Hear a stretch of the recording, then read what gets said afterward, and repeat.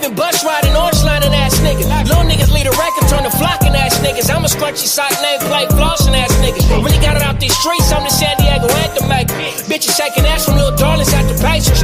Barely see the beach, a legendary movement. Spring Valley nigga got the city going stupid. Bitch, I'm from DAGO without the Y in it. And I'm a real rude nigga, add the pie with it. And I barely see the beach like the Ryan nigga. Now I won't listen to your song cause you're lying, nigga. Biggest in the city without trying. 92 and flying, 16 G before my time. So you can't mention San Diego without June, nigga. I held birth this shit without a womb, nigga. I'm up on the west side of the 805 freeway. And on the top of the 8 where it's known to get great. And I'll be all through the county just trying to get paid. I'm so San Diego like a motherfucking padre. I hit the 619 from my corner side of fries. Hey, good trips, know where you at when you ride. You hit the tail tap in, so it's good when you slide in this. Fuck your city if you hating on mine. Hello, everybody, and welcome to the Survivor Series review show. I am your host, Jimmy T. As you can see, I'm not on camera for some reason. I think I accidentally unplugged it for a moment, but I'll get that fixed in a moment. And my co-host, he is the magnanimous, the glorious, the Professor Chabelo Vera Cruz.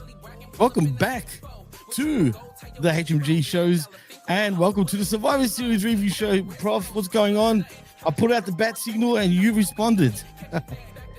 You put out the bat signal, Jimmy, and the Professor, had to go down the bat pole, had to tell Alfred, you know what, keep my food ready in the microwave, keep it warmed up, because I had to help out Jimmy T, I had to help out the Hami Knights, and I had to do the Survivor Series WarGames review show. And you know what? Happy to be here, happy to help you out, happy to keep chatting with the Hami Knights. And you know what, Jimmy? Before we even get into this review show, I'll say this. I think the parameters of what's going on with this weekend's Survivor Series is really not about the pay-per-view itself, or the PLE, whatever you want to call it. It's more about the reactions of the fans. It's more about the reactions of the IWC. It's more about the reactions of content creators and all that stuff, because everybody's got an opinion. And the overall opinion about it, I already seen on the chat. I think this thing Texas already started it. He said it was mid. It was mad. And you know what? This thing Texas, you are welcome to that opinion. And I'm not even saying you're wrong, but that's the overall theme, Jimmy. Everybody's a little bit underwhelmed and disappointed with Survivor Series. And I can understand that frustration. And the one thing I'll say, and hopefully Paul Levesque is listening, because I know he listens. I know he has people, spying on the Hami Media group chats. He has those spies wanting to get some insight and some info of what people are going to say. I want to give it to you for free because I give Tony Khan free advice on the wreckage every weekend as the special guest star. So I'm just going to say this. Jimmy, you and I have been watching WWE pay-per-views for 20 plus years. We know. I'm just saying. I've watched it since WrestleMania 1. I've seen pay-per-views of wrestling shows from the 80s to the 90s to the 2000s and today. Yeah. But look at it this way. Since WWE has gone to ESPN app, and I'm not paying for that. I find my way to watch Survivor Series. I use those 3 most dangerous letters out there, the VPN, with my Netflix account.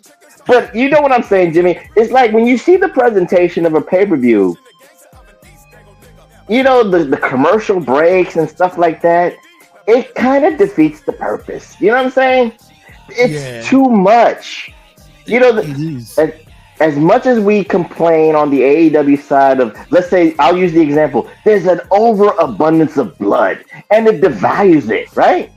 There's an overabundance of paid advertisements. There's an overabundance of breaks. And for 4 matches, and mind you, Hami Knights, I'm sorry to be on a harangue, Jimmy, but I'm just saying, to compare Survivor Series 1987 with 2025, Survivor Series 1987, Jimmy, had 4 matches itself too. But that was a different time. That was a different crowd.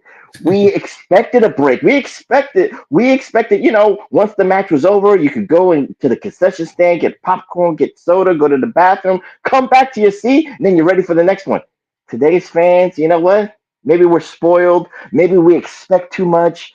But again, you got to feed the consumers the right way, Jimmy. The breaks suck. The breaks are too long. 4 matches doesn't work in 2025. Maybe you could have added a fifth match. What happened to Ilya Dragunov? You didn't do a U.S. Open challenge on Friday. You could have incorporated a U.S. Open challenge on Survivor Series. I'm sure the 45,000 at Petco Park would have loved it. You get what I'm saying? There's certain little nuances. There's certain little things you need to fix. Because again, I'm not complaining because again, I already paid my Netflix account, so I don't feel cheated, Jimmy. But you know there are going to be people in the IWC that's going to complain, and they're going to still harp that voice. They're still going to be loud and keep harping on this. I feel sorry for anybody who pays $1,000 to go to Petco Park because eventually, you know, the difference is in 1987, a family of four paid $50. That's $200, Jimmy. And you know that's still a lot of money in 87 times. But if you're paying $1,000 for a family of four, that's $4,000 out of your pocket. You expect more. You expect greatness. You expect entertainment. You are not going to shell out that much if you don't have an expendable income. That's all I'm saying, Jimmy. That's all I'm saying. Go ahead, Jimmy. I'm sorry, I didn't want to go on that harangue. No, please. I don't mind. As a matter of fact, our very own lab rat, who's part of the chat, he went to Survivor Series and he sent me a lot of pictures via social media, and he paid like $412, I think it was, for on the floor for about 10 rows back. That's not bad. Not bad. That's not bad. Yeah, I agree. I think it's not bad. And I just but he paid $400. He paid $100 per match. The math ain't mathing. The math ain't mathing. And I'm not making fun of Labrat. I'm just giving him like, you paid $100 for 4 matches per. That's not good. Yeah, that's crazy, man. The Alex Return says 20 years rookies. Only thing worth watching in Survivor Series was Nikki Bella, period, for me. I said double that. We're just making a reference number 20 years plus. It's been more like 40 years, really, for us artists, just quietly. I mean, we didn't want to show our age, you know, we're still young. Come on. Of course, we're young and handsome out there. Yeah, absolutely. The artist says also, though, 400 for nosebleeds here in DC for Cena's last match. Wow. That's a moneymaker, Jimmy. You know that's gonna be that's a big ticket getter right there, and it's almost sold out. Even for reselling, that's a good thing if you get 400 for the nosebleeds. But it's still gonna be the same issue.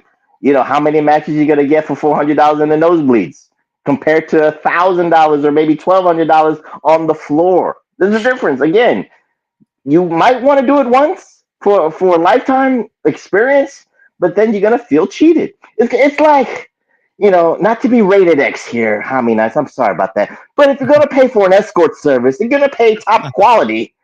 And then you get VD. You get some venereal disease after the fact. What the hell? You pay for top quality. I'm just saying. Wow. Well, Arakara Blue says also, he says, Jimmy T, I looked it up to 220 section for section 400 WrestleMania tickets, the cheapest ones. 227? For like a nosebleed, pretty much for section 400, that's pretty far. Like, you know what I'm saying? I mean, that's nuts. I don't get it. It's WrestleMania, right? I mean, shit. If I could even see the nosebleeds for Mania, I'd pay that much because I've never been. You know what I mean? Personally. But again, let's be real, Jimmy. I mean, even for Survivor Series, I'm not saying like Lab Rat did this, but maybe he waited until it got closer. You know what I'm saying? You got closer when the prices went down because again, you're not gonna pay. Let's say if those floor seats for Lab Rat, right, was $1,500, maybe like the first day the sale was open, right? You're not gonna do that. You'll wait. No. Maybe you'll wait till maybe a month before, maybe a couple of weeks, maybe 3 weeks before when the prices go down to something more comparable for your own expenses. You know, that's what fans are doing right now. They're waiting maybe the day of, maybe the week of, to this way to buy those tickets. Well, Frank says, Frank Tish, 1085 says, PLEs are a fucking joke. It is a glorified house show. No, we are not entertained. It was too predictable. Wow. Again, well, we had this talk, Jimmy. Sometimes predictable is You safe. did. Sometimes Right. predictable matters better. And here's another thing. And this, I'm not even saying that Frank is wrong. Like again, this is a subjective viewpoint. But I even saw that kind of a talking point within the IWC. Again, I think the news, Jimmy, is not about the show itself. I think it's more about the IWC. It's more an intervention from the professor trying to calm down the fans. Again, I'm not trying to be a shill for WWE, but again, you know, maybe again we were spoiled with the Attitude Era, but again, maybe people it's revisionist history because they kind of make it seem like the Attitude Era was like every week there was a surprise. No, it wasn't. Every week there was a schmoz. Every week there was a clusterfuck. I can give you that almost. But not every week was a surprise. You had to save your surprises. You had to save those big ass moments for for your big pay per views. Don't get me wrong, Survivor Series is a big pay per view. But here's the point: what Triple H wanted to get out of it, right? You wanted to paint a picture. You wanted to tell your story going into WrestleMania, and Triple H got that point across in the men's War Games. You got a feeling where they want to go. That's what Triple H wanted to do. We got technically a surprise. We'll talk about that later, how many nights. But again, how much more entertainment do you need or require? But again, that's the difference. Again, if you're in the arena paying $400, you want that. That's your expectations. But you and me, Jimmy, we're watching it via Netflix. We're watching it via VPNs. So the price is a little bit smaller. So it's not like, oh my A lot God. smaller. Oh wait, Yeah. a lot smaller. So it's not like, oh my God, I'm paying all this money for nothing. I see it a little bit differently. But if you're in the crowd, I get you. I understand that sentiment.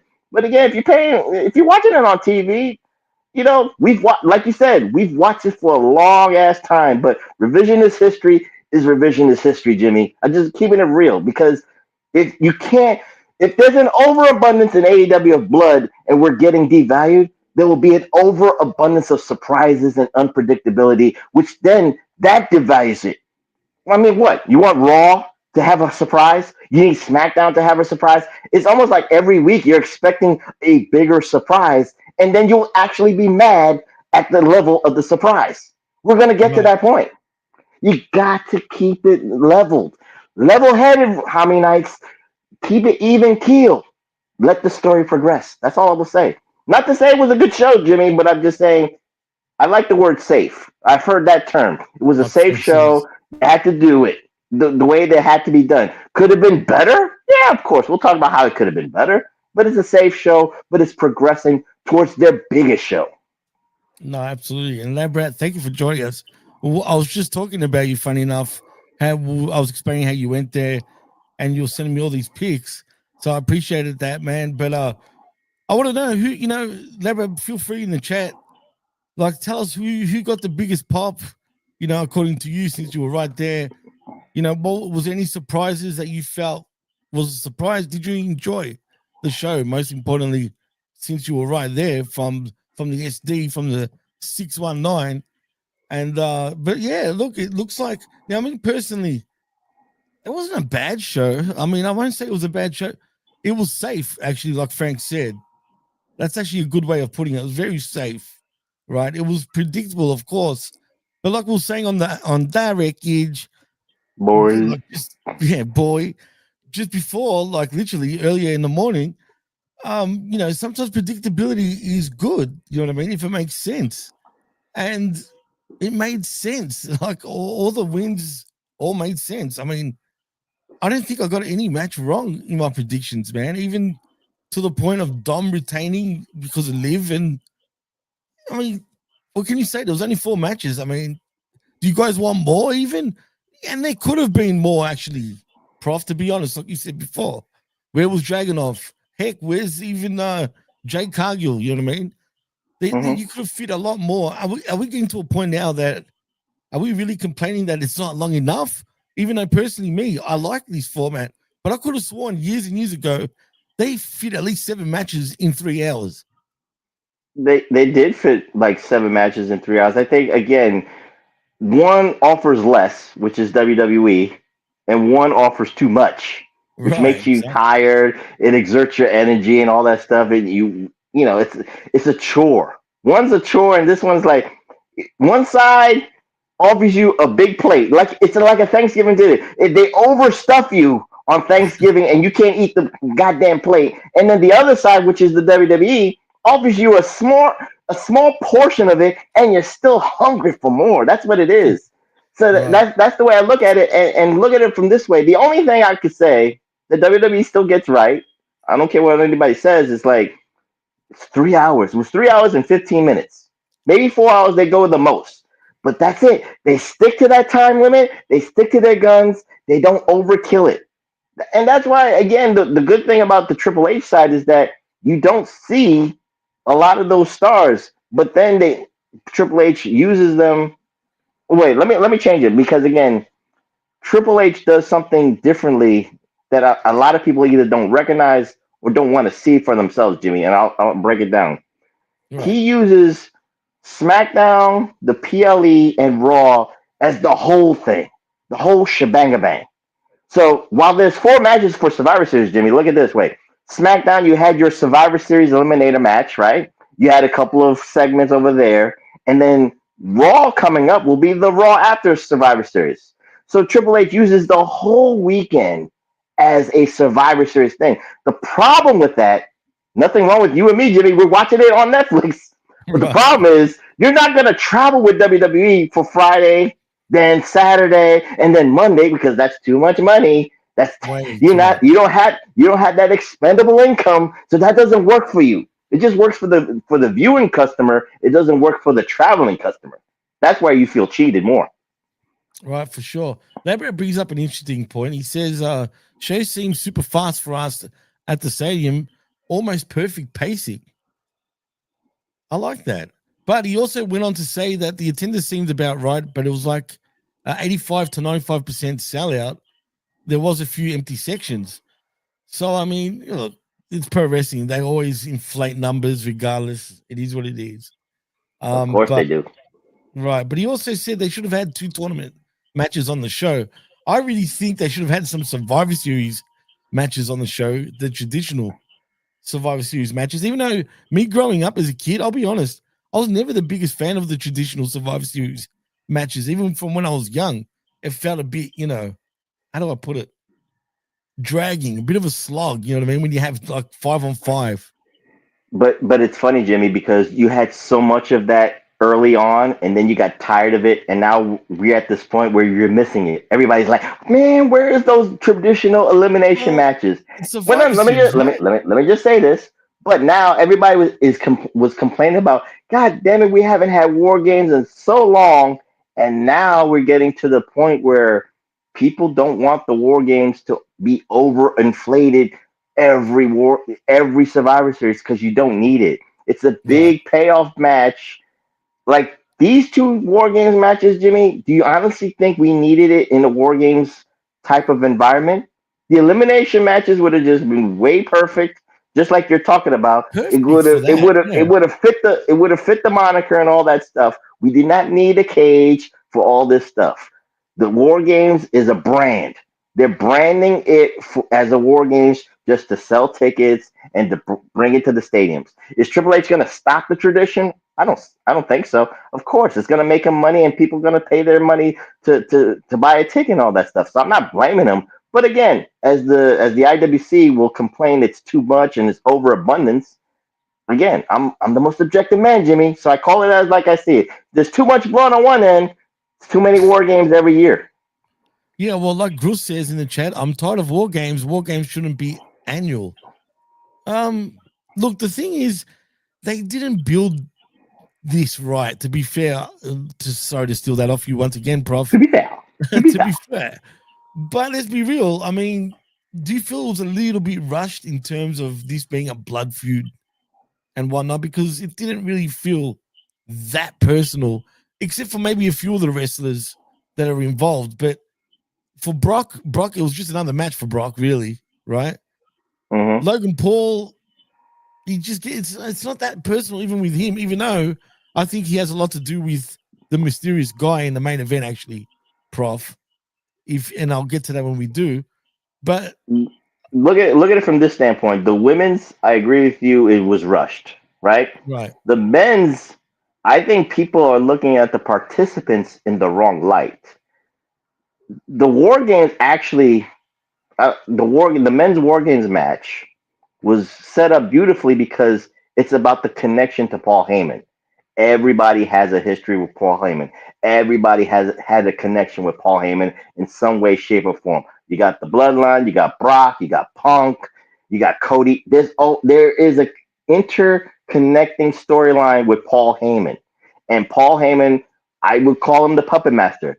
If they that would have been the better poster, but it wouldn't like he's the puppet master with the strings, putting the strings of the Vision and his side and Brock, and on the other side with Roman Reigns and CM Punk and Cody Rhodes. It was all about Paul Heyman, but they just didn't want to put it that way. They wanted to put it. They wanted to focus on the Vision. They wanted to focus on Bron Breakker. And they want to focus on Logan Paul, and they wanted to focus on Roman Reigns. He's cashing in on it. He's doing a favor for Cody Rhodes and CM Punk and shit like that. But it was all about Paul Heyman. It was all about that connection. Yeah, absolutely. I agree for sure. When it comes to that, it was all about the Heyman family, if you want to call it that. Thank you, Labrat. Yeah, I wore the hat just for you, man. I said I was going to wear a Padres hat. It's in San Diego. So I thought I'd do it. Labrat also said, speaking of Paul, did you see him shoving a kid out of his way? I actually Paul Heyman. That. Yeah. No, that was after the show went off the air. Like, they were trying to get to the dugout, like locker room area, and this kid just kind of like snuck through, and then Paul Heyman just pushed him out of the way. So, I mean, you can look at it one or two ways. You can say that Paul Heyman's keeping it kayfabe, trying to be that heel. So it's a small kid. He's like 8 to 10 years old. So it's kind of funny if you look at it from that standpoint.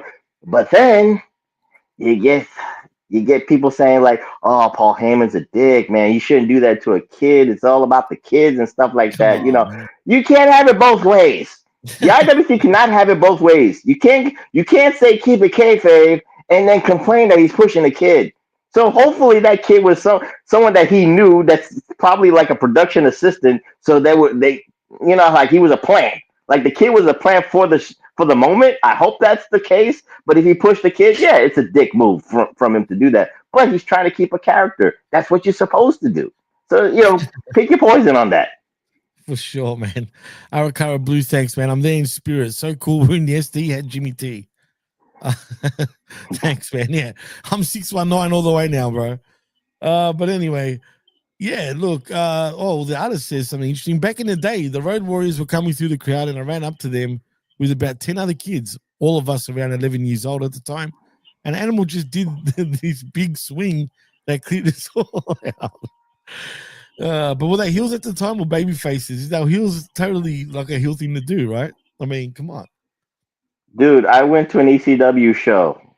If you remember the tag, and I'm in my teens. I'm in my late teens and all that stuff, but I'm still a kind of skinny person, right? And I was close to like primetime Brian Lee. He's a 6'10", 300-pound dude. I'm like a foot away from the Bruise Brothers. Both 6'10", 6'11" big dudes with bushy hair. I was so close they could push me. But I'm not going to complain like, "Oh my God, I'm going to sue them," or "Oh my God, this shit is wrong. What the hell are you doing?" I was in the moment, but I'm in the moment. Maybe I'm older. I'm in my late teens, but if I was 10 or 11 years old, I would still feel the same way. I would be scared of them. I'd be like, "Oh shit, don't push me. But it would be funny. I would be laughing. I wouldn't be crying about that shit. And that kid didn't even cry. He was just pushed away, and that was it. Well, look at Stan Hansen, for example, the way he used to come out charging the crowd, man, with his friggin' bull rope and shit, especially in Japan. Oh, you want to talk about scary? You want to talk about scaring people? How many nights? Just YouTube Andre the Giant in New Japan. The motherfucker cleared the aisles. They were scared. Kids were scared of Andre the Giant. I mean, right, but they did it. They cleared the room. They cleared the aisles for Andre when he went through the crowd. So it goes both ways. Absolutely, man. Maybe they should do more of that shit. I mean, it's not the same because the crowd's not like the way the entrances are done now. It's impossible No, really to do. you can't do it because again, People sue. lawsuit. Yeah, they'll sue. They'll sue for they'll say for damages, for injuries and shit like that. Pain and suffering, mental anguish doesn't work today. Doesn't work with today's generation. Language. Oh god, that's crazy the times we live in. But you know what? I don't know if you know this, Prof. But WWE, their fireworks go wrong quite often. I don't know if you realize that, where it's hit people and people have died actually from heart attacks and whatnot. And WWE have had a lot of lawsuits because of that. You should look it up. If you don't believe me, look it up, man. You'll be surprised at how many incidents that's happened that we just don't hear about. So this shit does No, I happen. mean, no, those lawsuits happen not only in WWE but in all legit sports, NFL, NBA, MLB. That fan experience. Some people die in those stadiums and arenas. It happens. Some people get fatally injured in those arenas. Soccer, I can think of right now. FIFA soccer games, you could get fucking. The fucking ball is Right. coming at you 100 miles an hour. You can get a concussion. You can fucking, split your head open or some shit like that. But you'll sue. You'll sue True, FIFA. You'll sue. true You'll sue the story. World Cup. True story. I'm glad you brought that up because I've been on the receiving end, but I've also done it to people. Oh, it's an accident, but a good example. Even D, my significant other, she was this years ago. I'm going back 20 years ago. We were just Mm-hmm. kicking a soccer ball around. At the time, I was playing soccer like for a club, and I'm just practicing. She was in goals as a goalkeeper. I kicked that ball so hard, man, that it actually Mm-hmm. broke her hand.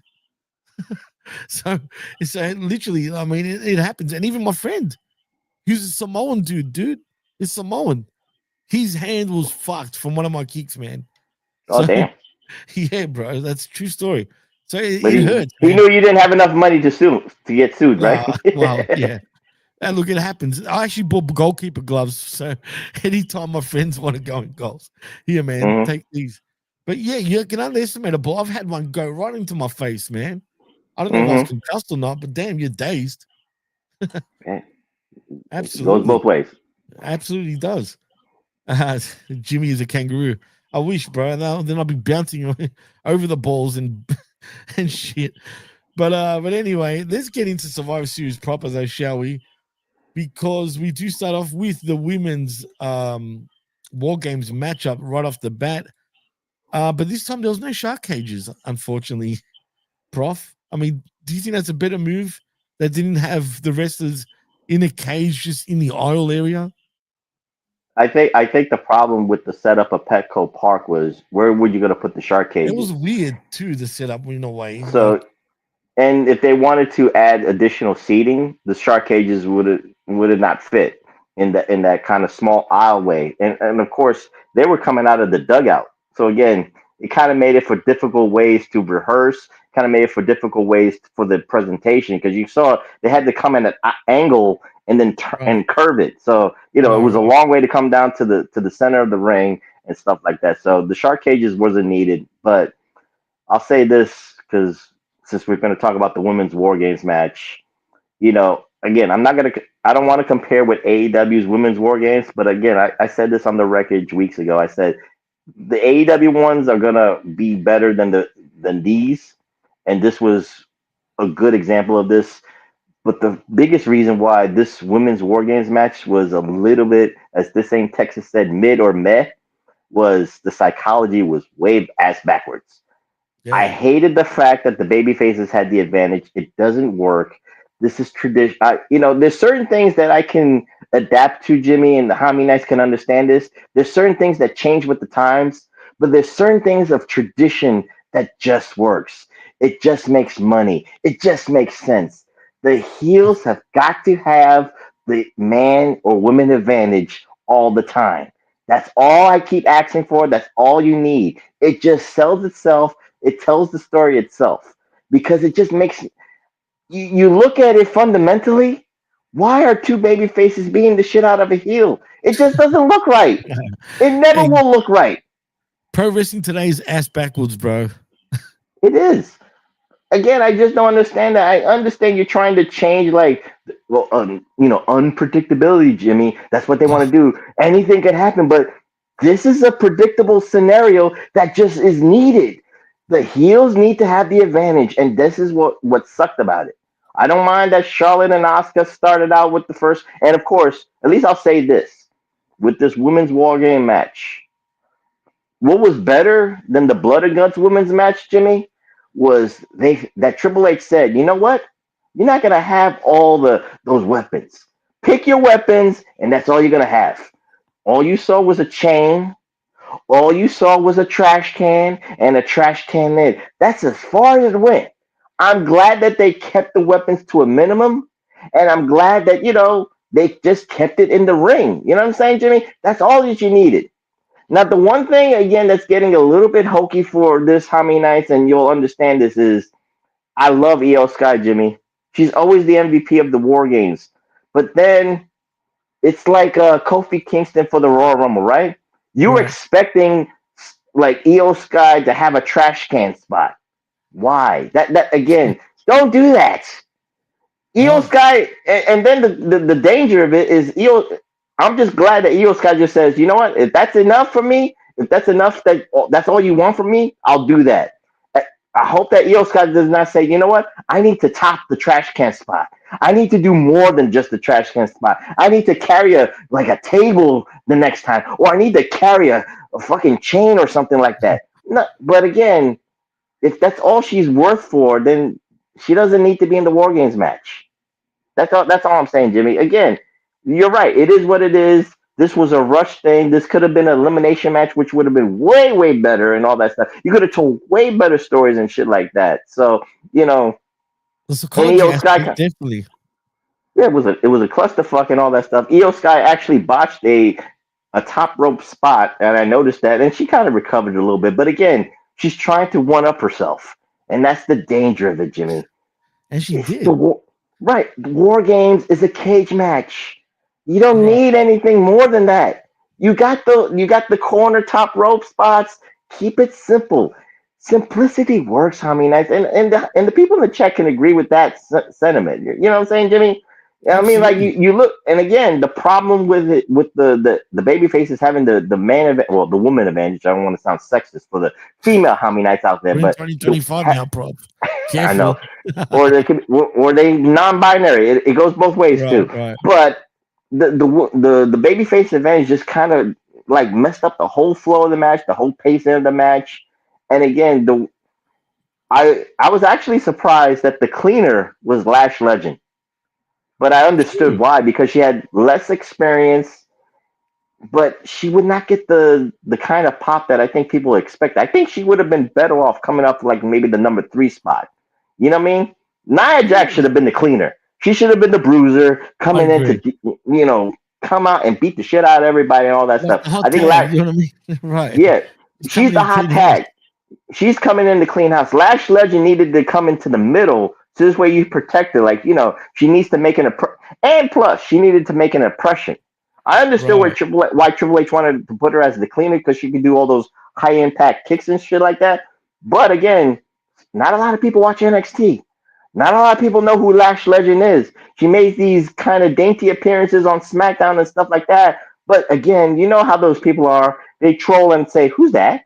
Who's that with Nia?" Introduce us. We need, introduce us. We need video packages and shit like that, Jimmy. That's the thing. I think Lash Legend was in the wrong spot. I think she would have been more suitable as the number 3 person, not the number 5 person. Well, like Cruz says, enough of the trash can spotting War Games. And you know what? Should WWE go with the roof, like, back in the old NWA, WCW War Games, how we used to have the roof over the cage where you would stop all that nonsense. You know what I'm saying? Like, why don't they put the roof back on the freaking cage, man? Well, Iyo Sky made a name for herself going off the top of the cage. So you don't you can't have the roof. I guess, but that's the real War Games. That's what it should be, with the roof. I will say I was impressed with the moonsault with the damn friggin' trash can on her, because she pulled that off pretty well, man. Like, it was perfect, really. But again, to be fair here, to be fair, actually, but yeah. But today's generation is like, I can understand the nice, funny spot where Rhea Ripley is kind of like picking up AJ Lee to hand Iyo Sky the trash can and all that stuff to do that spot. Right. But then you got all the ladies watching and waiting. If I'm gonna complain on one side, Jimmy, I'm gonna be fair here. It's just kind of stupid to like do, just to wait No, it's to just be wait. moonsaulted on. Yeah, Right. catch No, it's me. stupid. Just to, Right. again, make it look stupid. And again, today's generation of wrestlers, and you saw this in Blood and Guts, you saw this here in War Games. Everybody takes a rest.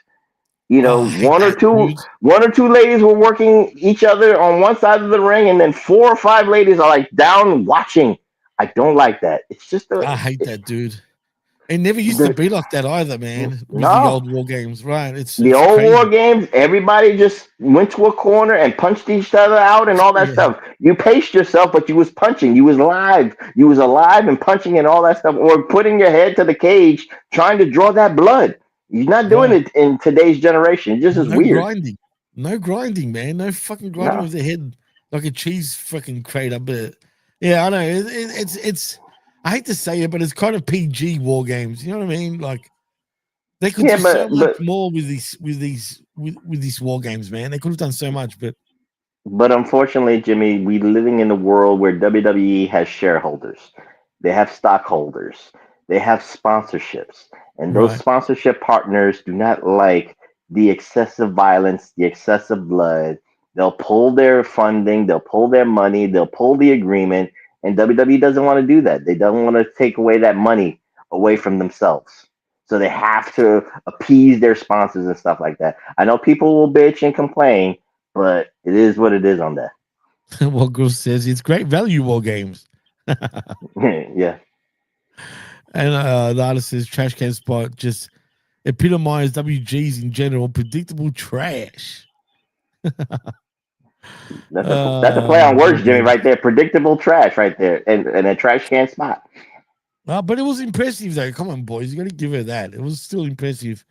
But anyway, nevertheless, the baby I faces. also, but I did like the chain spot where they wrapped them around. They wrapped the girls around and then do the spots there. So I like that, incorporating that weapon. So I'm not saying it was original, but I like they incorporated that.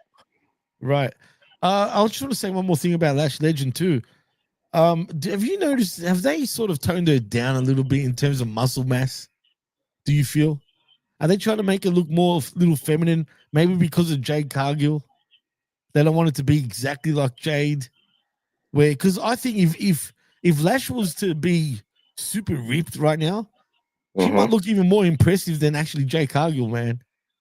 Are you saying they all look alike, Jimmy? Was that what you're No, trying to no, say? no, no. I think initially, hey, watch it, Prof, because I could get heat for saying that. That's what Suddenly, I'm I'm saying. racist. But no, not like that, not like that. But I know. yeah, okay, look alike, but not because of their skin color, but just because they're kind of two of the same type of women, big, strong, and just ass kickers, man. You know what I'm saying? Do you think maybe WWE don't want it to look as great as, say, Jay Cargill does for this, at this moment? Again, time will tell on how they present her, but again, my issue is she needs to be introduced. She I needs those agree. video Just some packages. She vignettes, needs right? those. Yeah, She needs those video vignettes. WWE does that, so they will they do are the that in a best at future. it, bro. Right. They'll do that on a future SmackDown, but again, she got thrust upon to a war game scenario, and I'm not saying she doesn't deserve it, but again, just like we will say with AEW people, they'll say that trolling way, who are you? Why should I be invested in you? We didn't get that. We just got like some people were like, why is Nia Jax teaming up with her? What does that mean? Again, not a lot of people watch NXT to understand that. If Right. you watch NXT to go into SmackDown, then you understand why there's a friendship, there's a partnership, and all that stuff. But if you don't know, it's like, why is she teaming up? Because Nia Jax is like a loner right now in the last couple of years. Why is she with her? Explain it. Explain yourself a little bit. Yeah, you talked about NXT, but again, explain it even further. Video Right. vignettes still help. No, I agree. I agree. Damn it, I'm getting a phone call right now. If you can hear it, from my dad, but I'll get back to him later. The winner though, like Team Rhea, the baby faces do win via submission. Which Lynch, Becky Lynch is protesting though. She's right? protesting She that she was did not tap out, and she's Right. gonna, protest to the general manager. And I think she's protesting that she's not gonna be on TV anymore until they reverse the decision. So I like that booking right there. But that's a if you're on Twitter, you gotta follow it, Tommy Knights. You gotta follow her on Twitter to understand that's the storyline keeping going. They don't do that on TV enough. That's the thing. That's a good, entertaining storyline, but they're not gonna do it on the Raw. Unfortunately, no, they won't. Well, we'll see anyway. I am looking forward to Raw, so we'll see what happens there. But yeah, she ends up tapping. Well, she got a riptide, and then Lee applies the Black Widow to Lynch, and Lynch submits, and that's that. So the babyfaces get the win. But next, we have the Intercontinental Championship match between Dirty Dom Mysterio and John Cena, who's your champion. While, of course, Dom is your Triple A Mega Campeon. And this match, it didn't go for that long, man. I felt like, was it just me, or did it go pretty quick? It went for the duration that it needed to, because again, what Dirty Dom just does, and he's a candidate for the Professor's Perspective Award, Tommy Knights, for career renaissance. He might become a 2-time career renaissance winner. So again, I'm tabulating the votes as we speak right now. But Dirty Dom just gets it. He just understands it. He even kind of like did the spot, like the Penta spot, where he did the Huracan Rana on the outside and then faked an injury.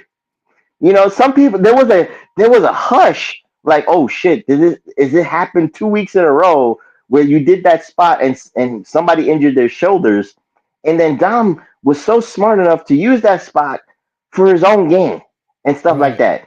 Then we see like the Judgment Day are all on the same page for this one particular match, one particular moment. So when you have Raquel and Roxanne on the same page, when you have JD McDonough and Finn Balor on the same page and all that stuff, and then the Piece de Resistance, a surprise, Liv Morgan comes back, and then we, again, now we're remembering what was going on for the past couple of weeks. Now we are already anticipating future Raw episodes, Jimmy, about the contention between Liv Morgan and Roxanne Perez and that triangle with the girls of the Judgment Day. But for one moment, Liv Morgan, and then they paid an homage to the WrestleMania spot where Liv Morgan went psychotic, had like a flashback, and her eyes rolled back and shit like that, and kicked John Cena in the nuts. So we can look at it in two ways. We can look at it like, what? Why is John Cena taking an L so close to the end, right? You can look at it from that standpoint, but he did become a Grand Slam champion. He did win in his hometown, so he's paying the favor back to Dirty Dom. And I think the environment, you could not get Dirty Dom booed out of the building. It's 619 country. It's Mysterio country. Yeah. People wanted Dirty Dom to win in his hometown, and Dirty Dom did not disappoint. This is why Dirty Dom is like baby goat status right now. Dirty Dom gets it.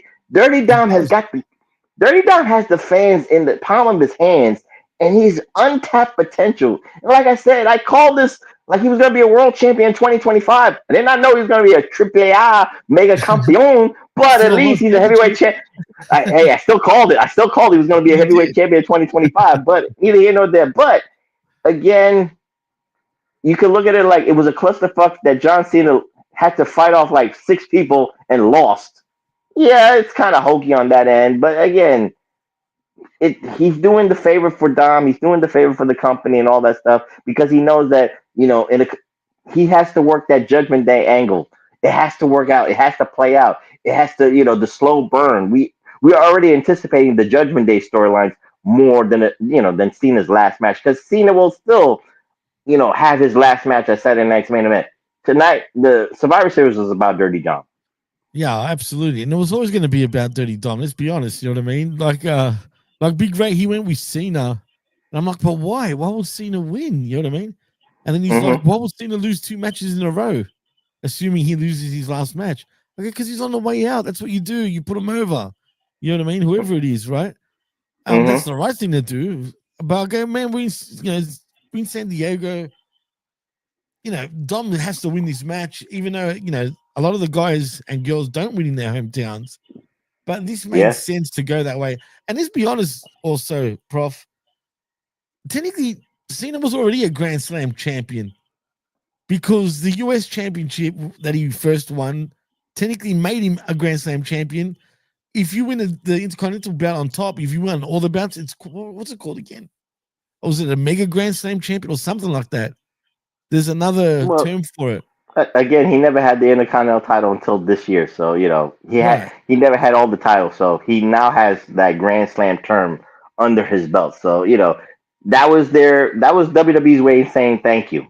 Did he need the Intercontinental title? No, he didn't need it. But John Cena is the kind of guy. He even says it. I don't care. Just whatever the company needs, I'll do it. I'll try to make it work as best as possible. We might, everybody wanted to book his retirement in a certain way. I know people weren't happy with the way the heel turn that didn't really work out. But again, there's nuance to it. We don't need to go into that. But again, this is a nice way to say thank you. John Cena had a great John Cena technically has had a great 2025. 17-time champion and now Grand Slam. You got both of them under your belts. Look, put all the bullshit aside for half the year because that really was. I just feel like that was so bad for him for having to go through all that pointless crap because that was a waste of half a year, man. Let's be real. That's a real waste of half a year that could have been very intriguing by this point. But you're damn if you do, and you're damn if you don't. Even if they went the other way, like you're saying, Jimmy, you would see a lot of tweeting about complaining. The IWC just wants to complain. Yeah, right. So nothing would have been perfect. There's no perfect retirement angle. People might say, well, Sting had the perfect retirement in AEW, but you still had a Mark Tar like Tony Khan saying, you know what, I want to give him the right send-off. That's his choice. That's his subjective choice. But John Cena is a little bit different than a lot of people really want to give him credit for. He's like, nah, this is about the company. This is about the crowd. I don't need to go out like that. I just want to give back. That's the way John Cena is. No, absolutely. 100%. Labrat says if Dom lost, they would have been a riot. I believe that. And also he says, by the way, Chelsea Green's hat was a very popular merch item this weekend. I've heard that it actually is, yeah. Did you buy one, Labrat, just quietly? Perfect, but a perfect example. She could have been on Survivor Series. She could have had a spot. She could have had a promo spot. You know what I mean? This is what I'm talking about, Jimmy. Like, again, with the commercial breaks and stuff like that, Chelsea Green didn't need to have a match. She could have had a promo spot. Her and Ethan Page could have been in the crowd being interviewed, talking about how they're the greatest mixed tag team champion of all time and all that stuff. Or just she wanted to celebrate her win in front of Petco Park and shit like that. Certain little nuanced stuff, Jimmy. That's all I'm talking about. And Chelsea Green is entertaining as hell to pull that off. Well, Labrat says also she was doing meet and greets all week. Good for her, man. Good for her. Well, anyway, Dom does get the win thanks to Liv Morgan and a couple of 619s as well. Thanks to the Judgment Day. Thanks to Roxanne Perez and Raquel Rodriguez, which was funny because it was weird seeing two chicks absolutely beat the shit out of John Cena. I mean, come on. But it was funny nevertheless. Now, wait. We have to say this. Dominik Mysterio is the pimp of all pimps. Married to his wife, got Liv Morgan, his girlfriend, got Roxanne Perez stalking her, doing anything for her man, or wants to be her man. Right. Dom is the ultimate player. He's the new Godfather. He's got hoes in different area codes. And the greatest thing about that, his wife is cool with it, man. And they're best friends. They're actually close. All of them are close together. Have you seen that picture of all these girls together? And all over him? That is the best pick, man. But good on him, man. Fuck, he's living the life, man. Literally living the life of a rock star, man, for real. Labrat says Dom has chicken nuggets on deck too. Nice. I hope he had. I can't wait for WWE to have a deal with Tyson Chicken Nuggets. There's a company called Tyson's Chicken Nuggets, and Dominik's head is going to be on the wrapper. That's what it's going to be. He's all about the marketing, man. He'd be great as a baby face. You could literally strap that rocket ship on him Shit, just hell no. I mean, you could do Popeye's chicken tenders, the Dirty Dom Popeye's chicken tenders, spicy. can you imagine that? Oh man! But anyway, and also one more thing before we move on.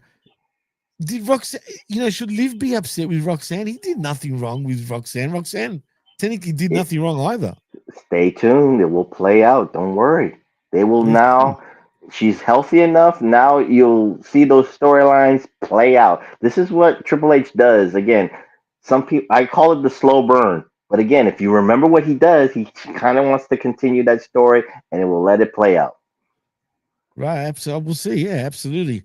Post match, we see John Cena is shocked at the end. The crowd chants, "Thank you, Cena." Cena now is 0-2 on ESPN since they've joined ESPN. And Cena leaves the ring unsuccessful in his final PLE match. And on December 13, he will have his final match at Saturday night's main event. Thanks everyone for being with him on this ride. Yeah, good. I think that was the match of the night, personally. I'm not gonna lie. That was for me the best match of the evening, even though it was kind of quick for me. Or maybe I enjoyed it that much that it really wasn't that quick because I didn't actually time the match and I don't know how long it roughly went for, but it felt like no more than like 15 minutes. When you're in Dirty Dom country, that's all that matters. It was Dirty Dom's night. That's all that matters. The next though, we got the WWE Women's World Championship matchup between Nikki Bella versus Stephanie Vaquer. What's it to say other than the Devil's Kiss was the highlight on the table for me. It was a battle of generations. You got Total Divas versus, you could say, the women's evolution or whatever you want to call it. And Stephanie Vaquer, pays homage to more of the women's evolution people like the Four Horsewomen and shit like that. And of course, her success in Mexico and shit like that. So, it's a clash of generations, which is okay. And again, Nikki Bella can, God bless her. She tries her best. Right. Funny enough, I wanted Nikki Bella to win just to see how people just kind of like crash out and like get triggered and shit like that. It would have been funny to me. But again, the right woman won. It was the right moment for Stephanie Vaquer to do it. But Nikki Bella, unless you had Twin Magic, unless you had Brie, because that's basically all that was needed for this match, whether it would have worked or not, Jimmy. That's what was basically needed because it was just it was an okay match. It was nothing to really write to. Again, Stephanie Vaquer has got to carry Nikki Bella. Nikki Bella is not one of the, let's say, one of the most fluid women out there. Again, she tries. I give her A for effort. I give A for the booty. I give A for the booty. Don't get me wrong. She's a MILF. Don't get me wrong. But Stephanie can only do so much in the match, and she did her best to carry that match. She actually had to slow herself down because again, Nikki cannot keep up with her. This is again a new generation of women, a new generation of women athletes like this. Stephanie Vaquer is on a class by herself. Just like the vet says, like Stephanie Vaquer has had a great run in WWE for this year alone. This is just this is a way to increase her legacy. Get what I'm saying? She beat a Hall of Famer, so it just adds more stock to her. Right, but even though it's a bad matchup, like in terms of like just the way they both wrestle, it's a mismatch. But like you said, and I've been saying this too, I've been saying for months that I'm giving her an A for an effort because she's trying, and I'm talking about Nikki Bella. But that's as far as it goes, man. You know what I mean? She's a lot better than she used to be. Also, I'll give her that. But she's still nowhere near on any of these women on the roster, like on their level, just at all. Like she just isn't. And as far as Brie goes, I don't think we'll ever see Brie in WWE again. As long as Danielson is still in AEW, I just don't see her ever popping up in WWE. It just seems like a conflict of interest at this point, Prof. Yeah, it could be, but again, Bree's got to do her own thing if she wants to have that one last run. If they're not going to allow her to go on to AEW, then like I said, the match would have been better if they tried that Twin Magic shit. But that's the only thing that was missing because it was a very blasé match and the right woman won. Oh, absolutely, and she did win via a wild spinning corkscrew splash to retain her title via pinfall. Backstage, though, we get a New Day Grayson Waller segment. You know, nothing to really talk about other than they were playing WWE Super Showdown, the card game. Yeah, they were selling merch. They were doing a commercial spot. So, again, at least they used somebody. It was a live commercial, but again, you don't need to do that. Just do a promo vignette, do a promo spot. Again, it's just wasted airtime right there. That's the thing. Like I said, a lot of people will still, I'm not. They're gonna complain, Jimmy. It will. Sure will. The complaints will get louder. And again, fix your structure. Fix the pay-per-view structure, because you used to do it better, especially in the 90s and the 2000s, where you had interview segments and promo spots. Bend your knees up. Well, Stephanie or Nikki Bella, bend the knees for me. That's all I need. Just bend those knees for me. But again, like I said, it's just the pay-per-view, the way they do the pay-per-view structure, Jimmy, is just, again, with the breaks and shit, that's what makes it look stupid. It feels like television now, dude. It just feels like a Raw and SmackDown, just with a bit more effort into the matches. Dude, I keep saying this because thank God for the VPN, but Netflix shows, they're crisp. They're fluid. I love it. Because we don't get the commercials like in my neck of the woods for Raws. We get a continuation of the show. You get the continuation of the matches, and you get interview spots, which I love. That's all I'm just saying. Just the way they do it on Netflix with a VPN, do it for the fucking for the pay-per-views, because that's where it's surely needed.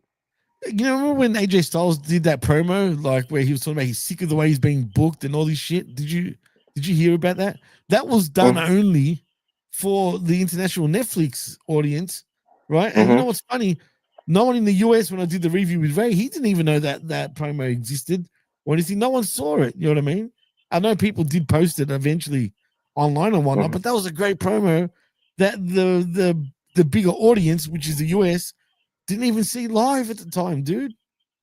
That's why I said the 3 most dangerous letters in the world is VPN. Get it.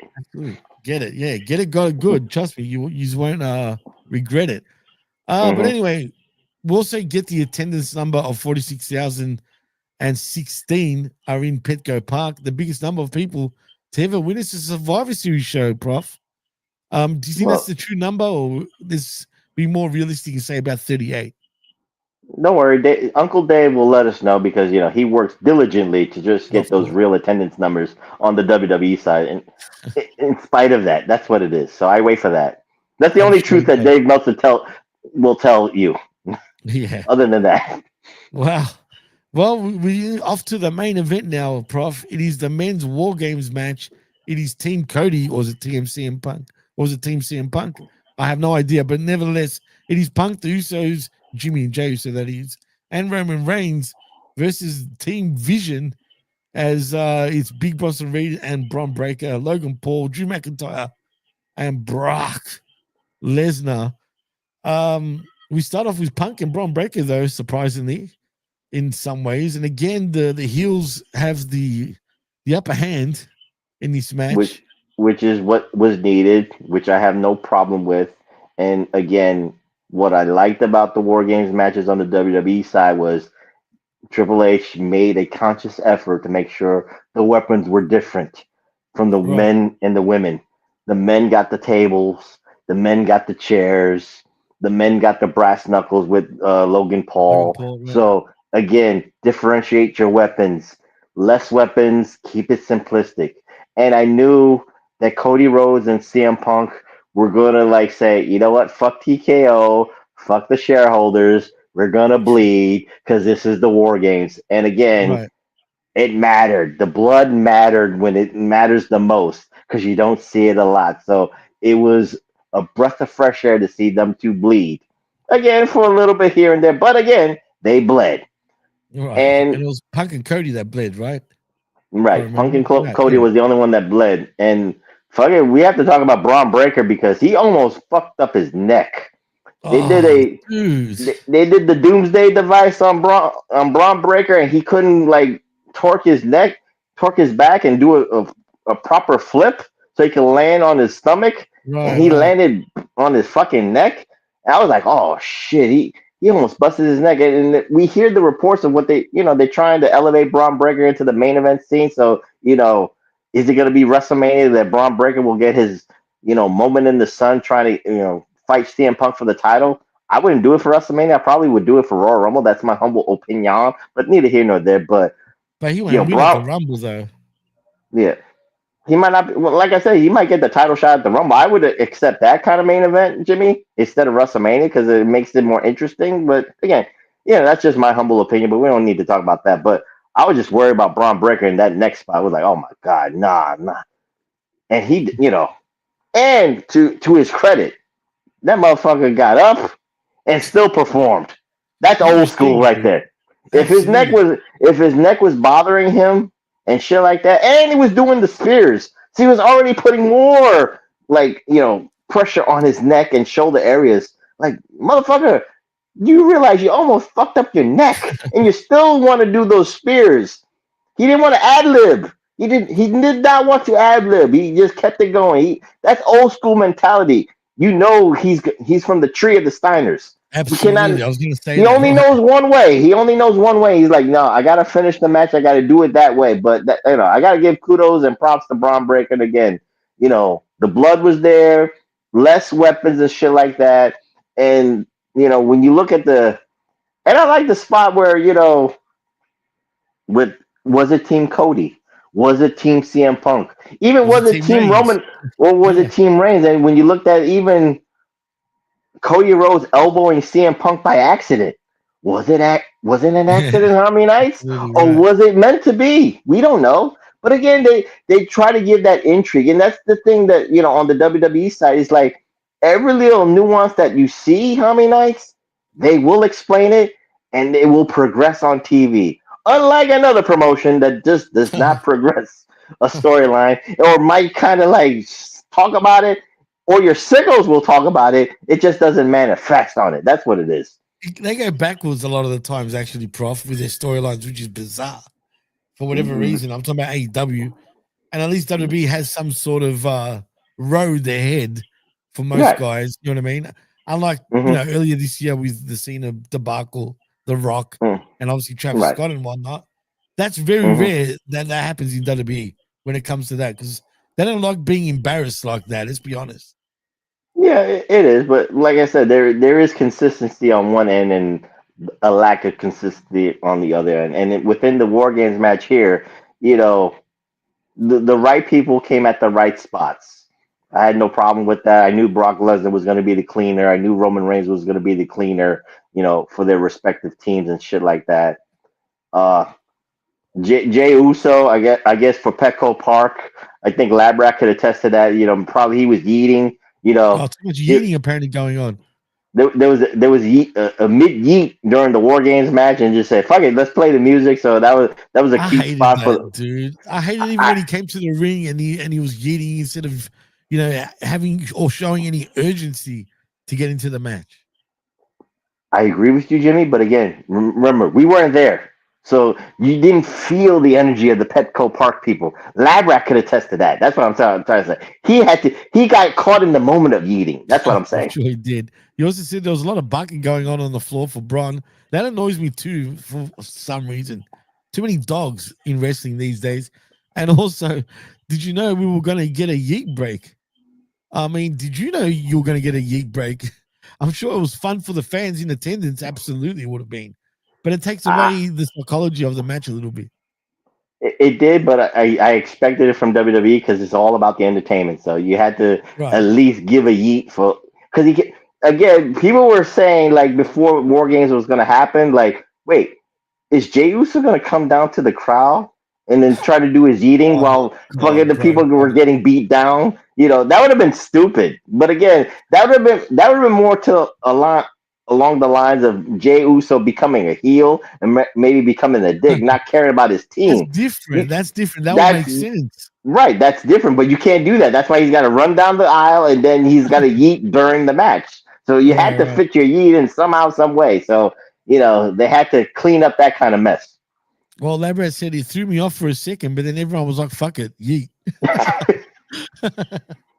I could picture that for some reason. Everyone was like, what? What the fuck? And then you know what I mean?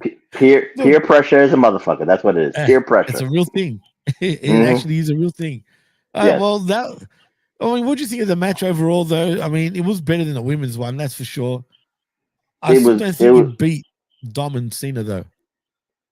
no, it didn't. I mean, yeah, for what it was worth, I mean, Dom did was the match of the night for the crowd purposes, but for storyline purposes, the men's war games was the best match of the night. You had the mystery figure. Who was that? Was Oh, that yes. Austin? God, Was forgot that it. Austin Theory? Was that Chris That's the rumor. Jericho? No, I wasn't Jericho. Was that Travis Scott? Making amends. Maybe in the hood. We don't know. Was that I Right. Show Speed because he's been working with Have Randy you Orton? seen that So shit? Bro, yeah, there's a so show, like, yeah, which is WWE produced, but it's under yeah. iShow Speed's thing. It's actually, it's funny, but kind of weird. Well, all I'm just saying is it might not be Austin Theory. It could be a lot of people. You never know who could be under that hood. That's what they want to. Again, it's about the intrigue. It's the continuity of that stuff. So, and the mystery man did the curve stomp. He did all the cadences of Seth freaking Rollins and all that stuff. And people were like, "Wait a minute, did Seth fake this fucking injury and really got me?" I think for a split second, people were like, "Wait, did Seth get us? Did Seth go this far to do Nah, this?" why would he give up the No, championship and all that? Like that wouldn't make sense even for a heel. no. I agree with you. I'm just saying, but again, if you can make I'm just saying for a split second, if you can make a mark card for a split second, doubt themselves, like, oh, wait, Seth did this. If you even then Seth got you. That's all I'm just saying. Seth split second Oh, say, oh my God, did Seth really do all this just to do what he did in that ring? But again, we know it's probably Austin Theory and shit like that. So that plays out. And then at the end, Braun pins CM Punk. So we see what goes down the road there. Like I said, I'd rather them do that at Royal Rumble, not WrestleMania, because I don't even think it's not even a night one main event. Definitely I not would a wait a night two main. year still, Right. possibly for Braun or SummerSlam, the earliest. Well, maybe, but again, if they rushing it because of Seth Rollins' injury, I would do it for Royal Rumble. Again, it's one of the big four pay per view Jimmys, and Braun, that kind of main event slot for Braun is perfect there. But again, the look between Roman Reigns and Cody Rhodes, could we get a third in the trilogy for WrestleMania? That's where it goes. I'm not angry about that if we do, because it's a rivalry that's been stemming now for the last 3-4 years. So Yeah, I'm not upset with that. I'm down for that. They both gel well. You know what I mean? Why not? the history is there. The story's been told. They did favors for each other. It's now Roman Reigns did a favor for Cody Rhodes And technically, he or owes CM him. Punk, and he owes him. And Roman Reigns has not asked for what payment is it? Which And he always championship said is it? he's gonna get his payment Right. back of it soon. And Which this is it. championship is he gonna get the payment for? So And they both owe uh, him. right, they both owe him. So again, the caveat is, I think we're gonna get the trilogy for WrestleMania, but wouldn't it be more refreshing, Jimmy, to see Roman Reigns against CM Punk for the World Heavyweight title? I would Take prefer that. advantage. You don't know how long Punk has himself in the tank, so use CM Punk for that kind of match because we've already seen the Cody Rhodes finishing his story. There's no story for Roman Reigns to finish, but there's a Right. story for CM Punk and Roman Reigns because CM Punk caused the rift between Roman Reigns and the Oracle. So I would rather play off that a little bit first, then go into the Cody Rhodes thing for maybe SummerSlam. But that's just me. Again, I understand you need WrestleMania, you need to sell out the tickets for 50,000 fans, so it is what it is. Marquee Or names sell out for marquee tickets. or could you possibly have a huge night two and have a triple threat match since they both owe him, and for all the belts on the line? I mean, could you possibly get that and then concentrate more with the women for night one? Well, I think Triple H does not want to do that Vince McMahon kind of thinking of like unify the titles, because how No, many times do you want to unify those belts? don't unify it. Like, still have them separate, but Roman has to be on Raw and SmackDown, basically. I mean, he Again, does do that anyway. they they already did that with Roman Reigns with the 3.5 year run, so they don't want to do That's that again. crazy. So yeah, That's they don't want to crazy. do that again. We'll Triple see H what learned from happens. that mistake. Right. I mean, it's very intriguing. His elaborate also says a lot of the marks were saying it was Jericho, as in the guy in the black hoodie.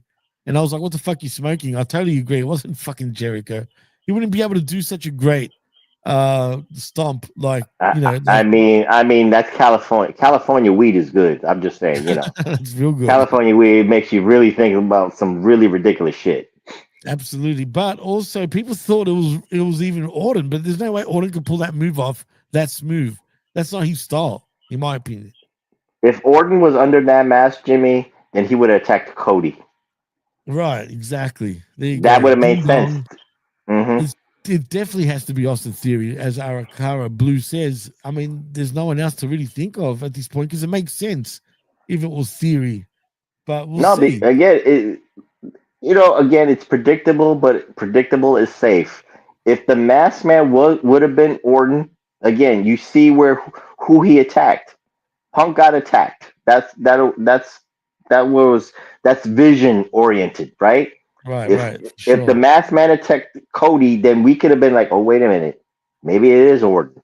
But then Orton can't do the fucking curb stomp. He would do a kick in the head. That's where, again, you got to do a little bit.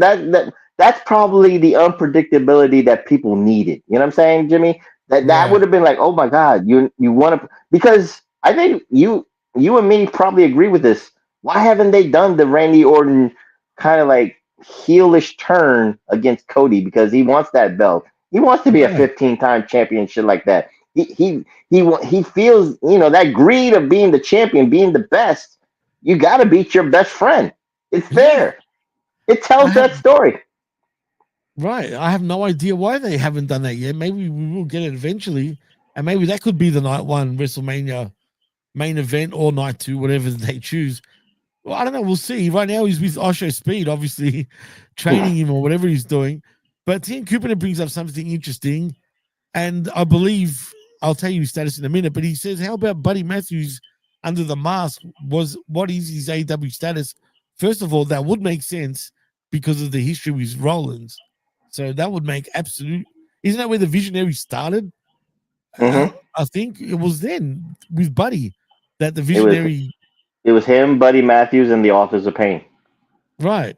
That when that sort of gimmick really started, and the Visionary, he was like Jesus. I can answer that question. See Andrade. He signed a multi-year contract, by the way. Yeah, he's not doing that shit. He's not being under a mask. See Andrade, and Tony Khan Tony Khan would know that's Buddy Matthews and be like, yo, we gotta sue you.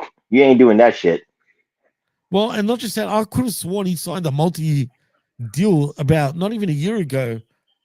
More recently, he announced that he signed a multi-year deal to stay with AEW. So I could be wrong, but I'm pretty sure that's what happened with him. So I don't see it being him, even though it would be great. And maybe he would love to go back to WWE, but well, he's injured, so let it play out first. Right. Plus, he did want to leave AEW initially. A couple of years ago, if you remember, him and Aleister Black both actually requested for their releases, but got knocked back. If you remember. Well, they had injury time that they had to kind of amend. So right. Well, that's what they did there. It'd be cool if it was, because he did look pretty jacked. Boston Theory's pretty jacked too. So I'll say Rhea would be happy with him back, but again, Buddy is his own man, so I don't see him. He's got unfinished business in AEW still, but we'll see where it goes. Yeah, we'll see. And the money's there. The money's still coming in, so can't beat that. Idiot not to take the money. Let's be honest. Well, Prof, that's pretty much the show. So in saying that, if you had to give it 500 out of 500 face slaps, what would you give it as a score? What is the best in the slaps? The best is 5, obviously. Right, yeah. Well, it's definitely not a 5 because if I complained about breaks and shit like that, so yeah. I'll give it 2.5. I think the breaks make 2.5 because the breaks suck. Again, 4 matches in today's generation is not enough. You could have added a US Open challenge. You can add promo spots and promo interviews to keep it a good, fluid, flowing show. That's what I need.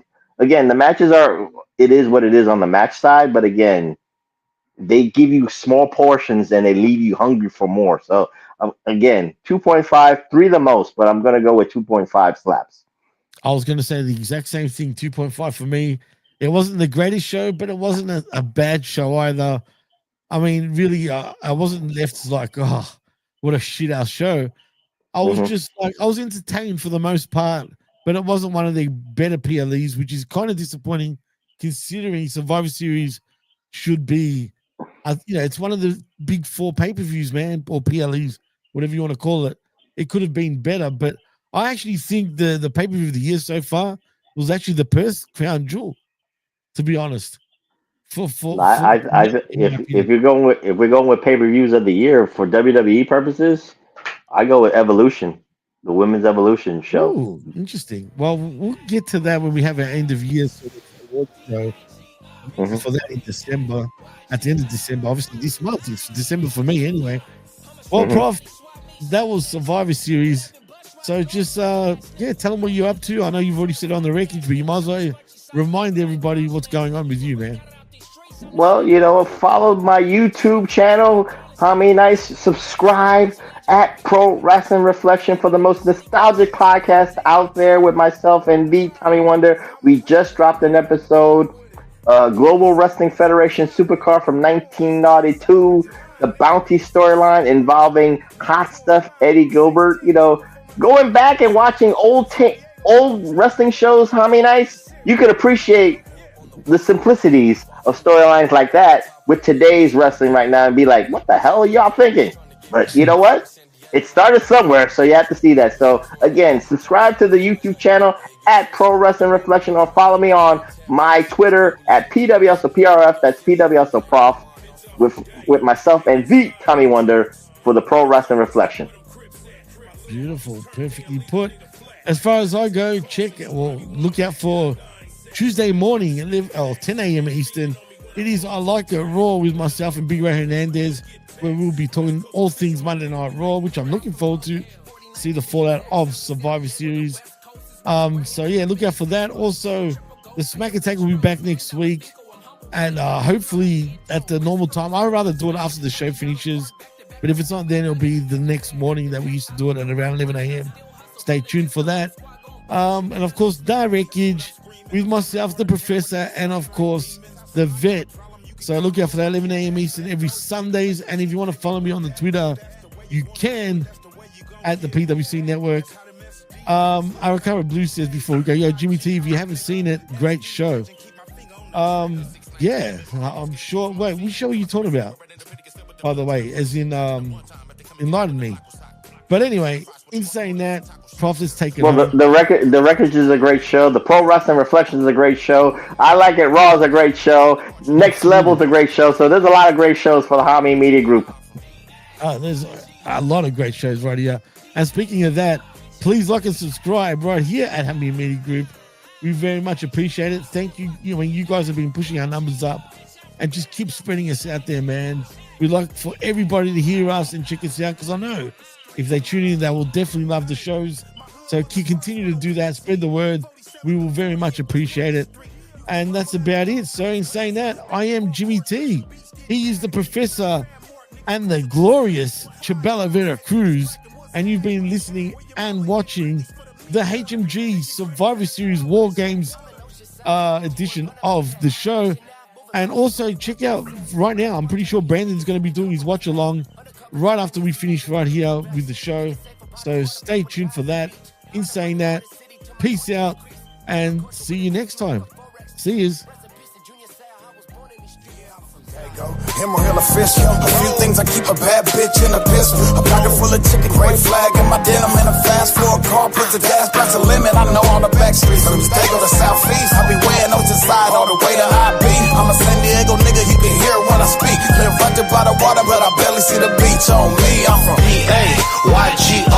From Palm City all the way to Cedro. The president tried to take my amigos, but we all gotta stick to the G code. All the fresas via Negro Durazo. Trying to make the narcos by them a taco. Marisco truck be parked on the avenue. It ain't Dago without the Mexicans, fool. I'm from the east, motherfucking Dago, mob the 4 block. Little neighborhood 4446, the Lil Park. Nigga, we the richest, I'm a legend in my district. I went from flipping chickens to owning the fucking business. And real estate, real effect, don't ever try to figure or question the gangster of an East Dago nigga. My section been repping all them ED intersections. Bring up ED, I bet they know who Lil Shazzy is.